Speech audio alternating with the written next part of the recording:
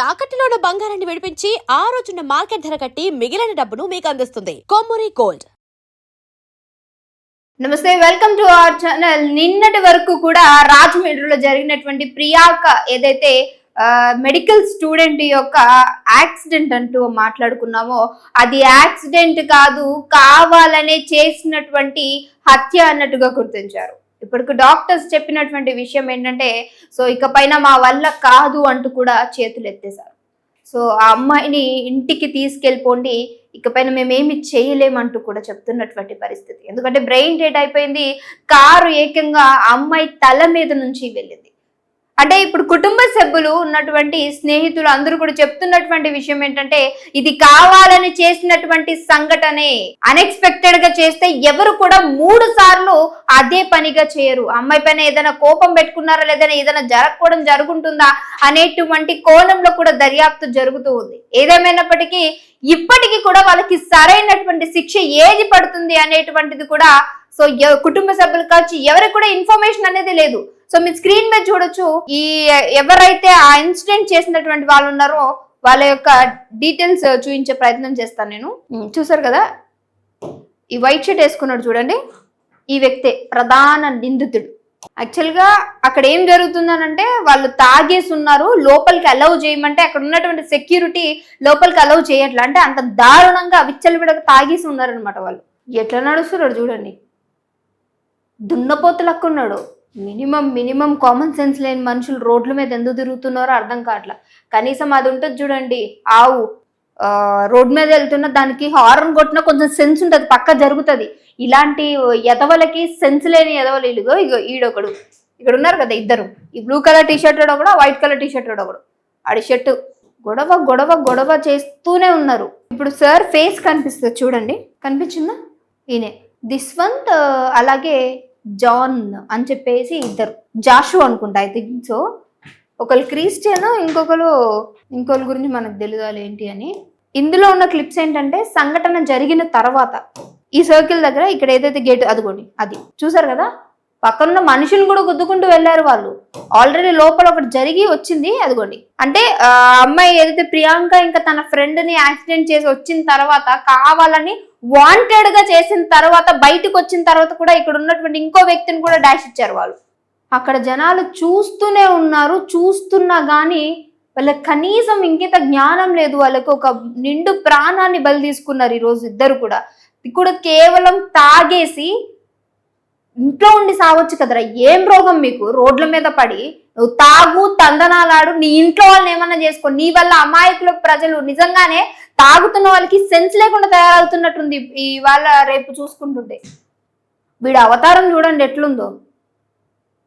ఇక్కడ ఇంకొక వాచ్మెన్ అక్కడ ఉన్నటువంటి సెక్యూరిటీ తోటి గొడవ పడుతున్నటువంటి పరిస్థితి. ఫుల్గా తాగేసి ఏం చేయాలో తెలియక మాల్లోకి ఎంటర్ అయ్యారు. ఆ మాల్లోకి రానివ్వలేదు అన్నటువంటి కోపమా లేదంటే ఇంకేమన్నా కారణమో తెలియదు కానీ అక్కడ చాలా క్లియర్ గా తెలుస్తుంది. ఏదైతే ప్రియాంక పైన అటాక్ చేశారో ఆ వెహికల్ మీద, స్కూటీ మీద అటాక్ చేసినటువంటి సిచ్యువేషన్ చూస్తూ ఉంటే అర్థమవుతుంది ఇది కావాలని చేసినటువంటి హత్యగా గుర్తించారు. ఎందుకనంటే ఒక్కసారి 2 సార్లు సరే తాగున్నాడు, అమ్మాయి కింద పడి అమ్మాయి పై నుంచి వెహికల్ వెళ్ళేంత వరకు కూడా అంత దారుణంగా ప్రవర్తించారు అనంటే వీళ్ళకి నిజంగానే ఏదో వాంటెడ్ గా చేశారని తెలుస్తుంది.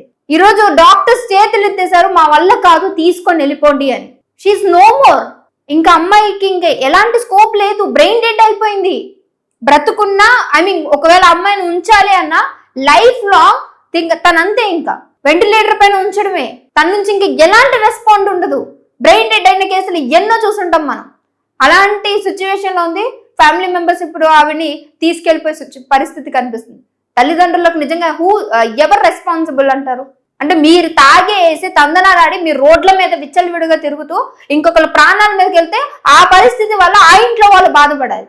ఆ ఇంట్లో వాళ్ళకి తీరని లోటు రావాలి. సిగ్గుశరం ఉండాలి కొంచెమన్నా ఈ తాగుపోతే లేదా వాళ్ళకి. ఆ రోడ్డు మీద చూస్తే తాగేసి ఎట్లా పడుంటారో. తాగడము అది మీ ఇష్టం, ఇట్స్ మీ పర్సనల్ థింగ్. అది ఎవరు ఇన్వాల్వ్ అవ్వరు. కానీ తాగుడు ఎంతవరకు ఉండాలి? నీ ఇంట్లో తాగు, పడు, తందనాలాడి ఏమన్నా చేసుకో. పెద్ద హీరోలు అనుకుంటున్నారా? టీవీలో చూపించేట హీరోలా? వాడు తాగడు కాబట్టి కంట్రోల్ ఉంటుంది, హీరో కాబట్టి బండి చక్కగా వెళ్తుంది. అది నటన, ఇది రియల్ లైఫ్. రెండింటికి తేడా తెలుసుకోండి ఫస్ట్. మీ ఇష్టం వచ్చినట్టు ప్రవర్తిస్తూ వేరే వాళ్ళ లైఫ్ ని స్పాయిల్ చేస్తే రైట్ మీకు లేదు.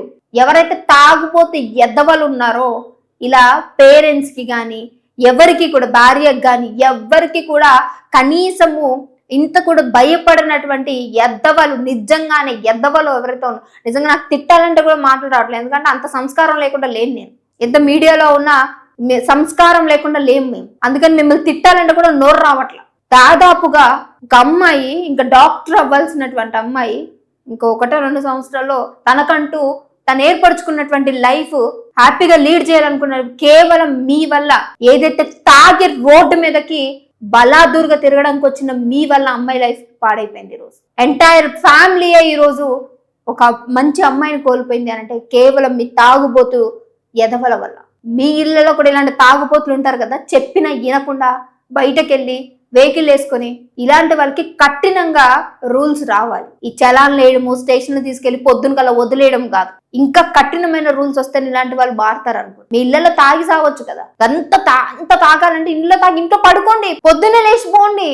ఆ మాత్రం దానికి తాగి రోడ్ల మీదకి వెళ్ళి ఇంకొకరి జీవితాన్ని నాశనం చేసేటువంటి ఎవరైతే నిజంగా సెన్స్ లేని వాళ్ళు ఉన్నారో అలాంటి వాళ్ళ కోసం ఈ వీడియో ఖచ్చితంగా షేర్ చేయండి. ఎవరైనా ఏమన్నా అనుకోను, ఎద్దవలే అలాంటి వాళ్ళు, ఎదవలే. సో మరి ఈ ప్రియాంక విషయంలో నిజంగా తల్లిదండ్రులకి ఎంత శోకం ఉందంటే దాన్ని నేను వర్ణించలేకపోతున్నాను, మీకు అది చెప్పలేకపోతున్నాను. ఇంకో వీడితో మళ్ళీ కలుస్తాను, చూస్తున్నానండి అవచారం.